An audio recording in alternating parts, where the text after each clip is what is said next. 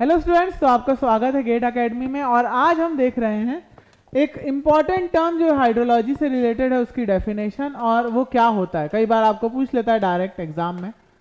तो आज हम पहला फैक्टर देख रहे हैं, फॉर्म फैक्टर। ठीक है, आज हम दो चीज़ें सीखेंगे और एक फैक्ट बताऊंगा आपको। ठीक है, फॉर्म फैक्टर। फॉर्म फैक्टर क्या होता है? तो अगर ये कोई कैचमेंट है, मान लो, ठीक है, ये इस तरीके का कोई कैचमेंट है ना, और ये इसका आउटलेट है। ठीक है, ये क्या है? इसका आउटलेट है कैचमेंट का। ओके, और अगर मैं मान लूं कि ये इसके रिमोट पार्ट है, मतलब सबसे दूर वाला पार्ट है, वहां से यहां तक की लेंथ जो है वो कुछ एल है। ठीक है ना, ये लेंथ तो आपके पास होगी, ये कैचमेंट एरिया भी आपके पास होगा, है ना। तो फॉर्म फैक्टर क्या होता है? फॉर्म फैक्टर होता है average width upon axial length का रेशियो। ठीक है, फॉर्म फैक्टर किसका रेशियो होता है? Average width of catchment, average width of catchment and इसके साथ किसका रेशियो होता है? इसके साथ होता है एक्सियल लेंथ का रेशियो। ठीक है, तो एक्सियल लेंथ तो आपने निकाल ली, ये तो आसान है। अब मैं एवरेज विड्थ कैसे निकालूं? अगर मेरे कैचमेंट की विड्थ इस तरीके से वेरी हो रही है तो मैं विड्थ कैसे निकालूं? ठीक है, तो यहां पे आपको विड्थ निकालने का फॉर्मूला आता है। आपको पता है कि कैचमेंट एरिया, अगर मोटा मोटी मैं बोलूं तो catchment area is equals to axial length, है ना, length into average width. Average width मान लो कुछ बी है, बी ले लो आप। ठीक है, तो यहां पे अगर आपको एवरेज विड्थ निकालना है, एवरेज विड्थ निकालना, तो आप क्या करते हो? Catchment area divided by L. ठीक है, catchment area divided by L करके आप क्या निकाल लेते हो? विड्थ, है ना, और यहां से आपका इसमें पुट कर देते हो, इसमें पुट कर देते हो। ठीक है, तो आप डायरेक्ट क्या निकाल सकते हो? फॉर्म फैक्टर निकाल सकते हो। ये एक तरीका हो गया। फॉर्म फैक्टर बताता क्या है? ये बताता है कि आपका कैचमेंट नैरो है ना, या इसकी विड्थ ज्यादा है। अगर फॉर्म फैक्टर की वैल्यू कम है तो आपको पता चल जाएगा कैचमेंट नैरो है, मतलब बी की वैल्यू कम है, विड्थ कम है, विड्थ कम है तो नैरो है कैचमेंट। और अगर विड्थ ज्यादा है तो फॉर्म फैक्टर की वैल्यू ज्यादा आएगी, मतलब आपको पता चल जाएगा कि आपका कैचमेंट चौड़ा है। ठीक है, अब नेक्स्ट एक और एक इसी चैप्टर से रिलेटेड आपको एक फैक्ट बताता हूं कि वाटर ईयर कब स्टार्ट होता है। ठीक है, तो वाटर ईयर स्टार्ट होता है 1 जून को, हमेशा याद रखेंगे। वाटर ईयर स्टार्ट होता है 1 जून को। ओके, और गेट एकेडमी आपके लिए यही सब नॉलेज अगर आप जानना चाहते हो तो गेट एकेडमी लेके आया है प्रतिज्ञा बैच, है ना, जिसका लास्ट डेट है 30 जून, है ना। अदरवाइज इसमें होने वाला है प्राइस हाइक। ऐसा कुछ ज्यादा हाइक नहीं होने वाला है, 6000 का हाइक होने वाला है ना, सारे कोर्सेज पे। तो अभी 30 जून तक, आज 30 जून है, तो आज तक आपको प्रतिज्ञा बैच मिल जाएगा 19,000 में। जीडी आपको मिल जाएगा, है ना, जी ड्राइव कोर्स आपको मिल जाएगा 19,000 में, वीओडी 21,000 में, और पीटी 24। और अगर आप इसमें देरी करते हो तो कल इनके प्राइस 6,000 इंक्रीज हो जाएंगे। ऐसा कुछ ज्यादा हाइक नहीं है। ठीक है, सो आप अगर इंटरेस्टेड हो तो आप परचेज कर सकते हो प्रतिज्ञा बैच आज ही के दिन, नहीं तो कल से क्या हो जाएगा? 6,000 महंगा हो जाएगा। ओके, और ये ऑफर कौन कौन सी ब्रांचेस पे है? सिविल, मैकेनिकल और केमिकल पे अवेलेबल है। ठीक है, और अगर आपको कोई गाइडेंस चाहिए तो आप मेरे से भी बात कर सकते हो। मेरा नंबर है 7828609580।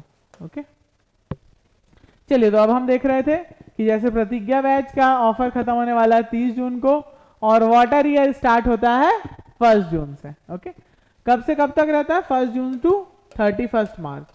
ठीक है, ईयर पूरा नहीं होता, ये मार्च तक रहता है। ठीक है, ओके, अब एक और आपके लिए एक और इंपॉर्टेंट टर्म लाया हूं आज के सेशन में। नेक्स्ट इंपॉर्टेंट टर्म आप देख रहे हैं, हम देख रहे हैं कॉम्पैक्टनेस कोफिशिएंट। ठीक है, ये भी क्या करता है? ये भी एक आपके कैचमेंट का कैसा शेप है उसको डिफाइन करता है। जैसे फॉर्म फैक्टर कर रहा था, वैसे ही कॉम्पैक्टनेस कोफिशिएंट करता है कि आपका कैचमेंट कितना कॉम्पैक्ट है। और सबसे ज्यादा कॉम्पैक्ट शेप क्या होता है? सर्कल होता है, बोल सकते हैं। ठीक है, तो यहां पे आप देखोगे कि जैसे अगर मान लो ये आपका कैचमेंट है, मान लो, ठीक है, ये आपका कैचमेंट है, तो कॉम्पैक्टनेस कोफिशिएंट होता है, ये होता है पेरीमीटर, पेरीमीटर ऑफ कैचमेंट। तो ये आप निकाल सकते हो पेरीमीटर ऑफ कैचमेंट। कैसे निकाल सकते हो? सिंपल है भाई, जैसे ये पॉइंट है, ये पॉइंट चुना आपने और ये पूरी लेंथ को कैलकुलेट कर लिया कैचमेंट की, ये पूरी लेंथ को कैलकुलेट कर लिया यहां तक, तो ये क्या कहलाता है? ये कहलाता है कैचमेंट का पेरीमीटर, है ना। अब पेरीमीटर डिवाइडेड बाय ये होता है सरकमफ्रेंस ऑफ सर्कल, तो यहां पे लिखेंगे perimeter of catchment, perimeter of catchment divided by circumference of the circle, divided by circumference of circle. ठीक है, तो अब कई लोग बोलेंगे कि सर ये तो एक जैसी चीज हो गई क्या, सरकमफ्रेंस तो सर्कल का पेरीमीटर होता है। ठीक है, अब यहां देखेंगे कि ये चीज कैलकुलेट कैसे करनी है। ठीक, तो अगर मैं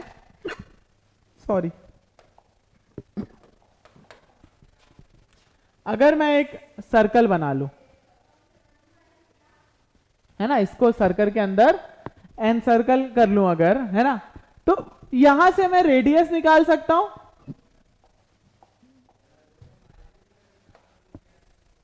यहां से मैं एक इक्विवेलेंट रेडियस निकाल सकता हूं। कैसे निकाल सकता हूं देखेंगे।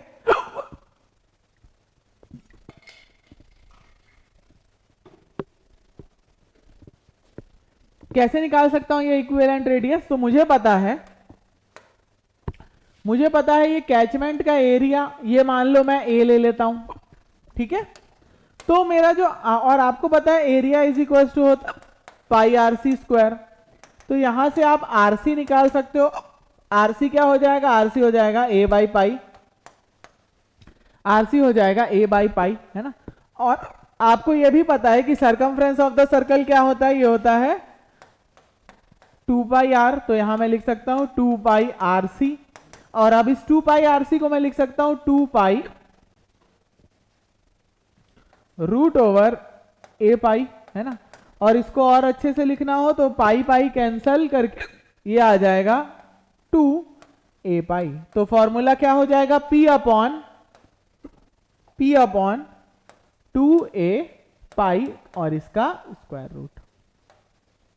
ठीक है, तो इस तरीके से आप निकालते हो कॉम्पैक्टनेस ऑफ द कैचमेंट। ठीक है, और अगर इसकी वैल्यू कम हुई मतलब आपका कैचमेंट कम कॉम्पैक्ट है ना, बिखरा हुआ है, लंबा है ना।